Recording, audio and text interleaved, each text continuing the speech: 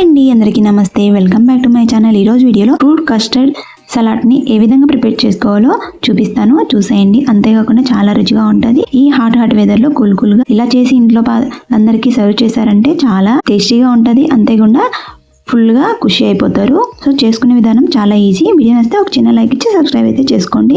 నేను ఇక్కడ 1 లీటర్ దాకా ఫుల్ క్రీమ్ మిల్క్ అయితే తీసుకుంటున్నాను. మీరు నార్మల్గా పాలైనా తీసుకోవచ్చు. తర్వాత స్టవ్ మీద ఒక గిన్నెను పెట్టుకొని కొద్దిగా వాటర్ వేసుకున్నారంటే పాలు మరిగేటప్పుడు కింద అడగంటకుండా ఉంటాయి. తర్వాత మీరు ఎన్ని కావాలంటే అన్ని పాలు తీసుకోవచ్చు. నేను ఇక్కడ 1 లీటర్ పాలు తీసుకుంటున్నాను. ఫుల్ క్రీమ్ మిల్క్ అయినా తీసుకోవచ్చు, నార్మల్ మిల్క్ అయినా తీసుకోవచ్చు.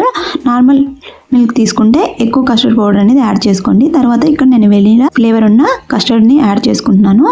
నేను ఇక్కడ 4 టేబుల్ స్పూన్ దాకా కస్టర్డ్ పౌడర్ని యాడ్ చేసుకుంటున్నాను. 1/2 లీటర్కి అయితే 2 టేబుల్ స్పూన్ యాడ్ చేసుకోండి. నేను లీటర్ పాలతో చేస్తున్నాను కాబట్టి 4 టేబుల్ స్పూన్ దాకా కస్టర్డ్ యాడ్ చేసుకున్నాను. మీరు కాచి చల్లార్చిన పాలైనా తీసుకోవచ్చు. వాటర్ వేసుకొని కలుపుకుంటున్నాను.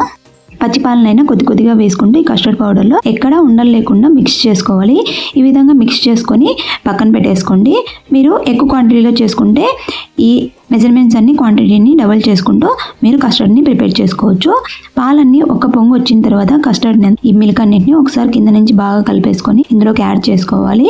ఈ విధంగా మిక్స్ చేసుకుంటూ ఫ్లేమ్ని సిమ్లో పెట్టేసుకొని కంటిన్యూస్గా కలుపుతూ ఉండాలి, లేదంటే ఉండలు కట్టేస్తుంది.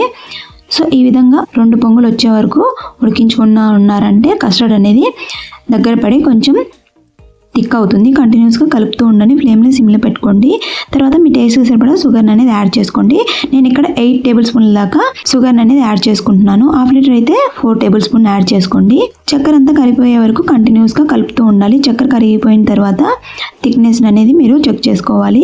పాలు మరిగేటప్పుడు అంచుల చుట్టూ మిగడ కడుతూ ఉంటుంది. అది లోపలికి అనుకుంటూ ఇలా మిక్స్ చేసుకుంటూ ఉన్నారంటే కస్టర్డ్ అనేది చాలా చక్కగా వస్తుంది. తర్వాత ఇక్కడ చూపిస్తున్నాను, కొత్తగా చేసే వాళ్ళైనా గరిటెకి ఇలా పైన ఒక లేయర్ వచ్చిందంటే మనకి ఈ థిక్నెస్ సరిపోతుంది. చల్లారిన తర్వాత ఇంకా ఎక్కువ థిక్ అవుతుంది. పూర్తిగా చల్లారిన తర్వాత 1 అవర్ ఫ్రిడ్జ్లో పెట్టేసుకోండి. చూడండి, ఈ విధంగా థిక్నెస్ ఉంటే సరిపోతుంది. తర్వాత ఇక్కడ మీకు అవైలబుల్ ఉన్న ఫ్రూట్స్ అన్నీ యాడ్ చేసుకోండి. నేను pomegranate, banana, Musk melon add చేసుకుంటున్నాను. బనానా అనేది అప్పటికప్పుడు మాత్రమే కట్ చేసుకొని వేసుకోవాలి, లేదంటే నల్లబడిపోతుంది.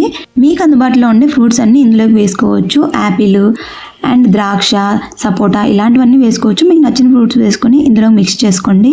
టైం ఉంటే ఫ్రూట్స్ని కూడా ఫ్రిడ్జ్లో పెట్టుకొని వేసుకున్నారంటే చల్లగా చాలా బాగుంటుంది. ఫ్రూట్స్ అన్ని వేసిన తర్వాత కూడా ఫ్రిడ్జ్లో పెట్టుకొని పిల్లలు బయటికి వెళ్ళిన వాళ్ళు ఎప్పుడు వస్తే అప్పుడు చక్కగా ఇలా గిన్నెల్లో వేసి ఇచ్చారంటే చాలా హ్యాపీగా ఫీల్ అవుతారు. అంతేకాకుండా పిల్లలు అయితే మరీ ఇష్టంగా తింటారు. మా ఇంట్లో అయితే వీక్లీ 2-3 టైమ్స్ అయినా కంపల్సరీ చేయాల్సిందే. సో అంత ఇష్టంగా తింటారు. ఫ్రూట్స్ తినాలి పిల్లలకి ఇలా చేసి పెట్టారంటే మరీ ఇష్టంగా తింటారు. వీడియో నచ్చితే తప్పకుండా ఒక చిన్న లైక్ ఇచ్చి సబ్స్క్రైబ్ చేసుకోండి. Thank you for watching.